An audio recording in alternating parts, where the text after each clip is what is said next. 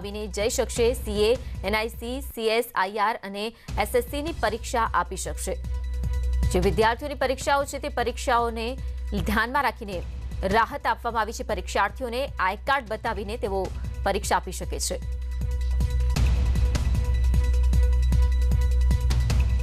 પરીક્ષાર્થીઓને અવરજવર કરવામાં કોઈ મુશ્કેલી ન નડે તે માટે છૂટછાટ આપવામાં આવી છે, એટલે કે વિદ્યાર્થીઓ માટે ખાસ રાહત કર્ફ્યુ દરમિયાન। કે નાગરિકોએ સહેજ પણ ભયભીત થવાની કે અફવાઓમાં આવી જવાની કે ગભરાઈ જવાની સહેજ પણ જરૂર નથી। કોરોનાની જે પરિસ્થિતિ છે એ આખા દેશમાં અને આખી દુનિયામાં છે।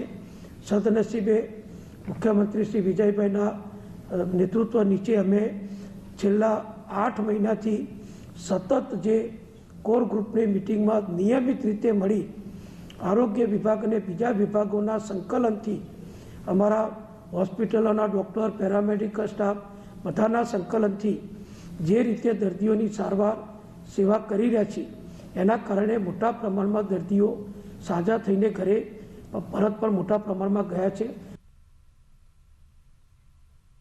તો કર્ફ્યુમાં કેટલીક છૂટછાટ પણ આપવામાં આવી છે। અમદાવાદમાં કર્ફ્યુને લઈને એસઓપી જાહેર કરવામાં આવી છે। કર્ફ્યુ દરમિયાન આવશ્યક સેવાઓને મંજૂરી આપવામાં આવી છે। આ સાથે જ શહેરમાં દવા તેમજ દૂધની દુકાનો પણ ખોલવા માટેની મંજૂરી મળી છે। પેટ્રોલ પંપ તેમજ ગેસ સ્ટેશનને પણ મંજૂરી આપવામાં આવી છે।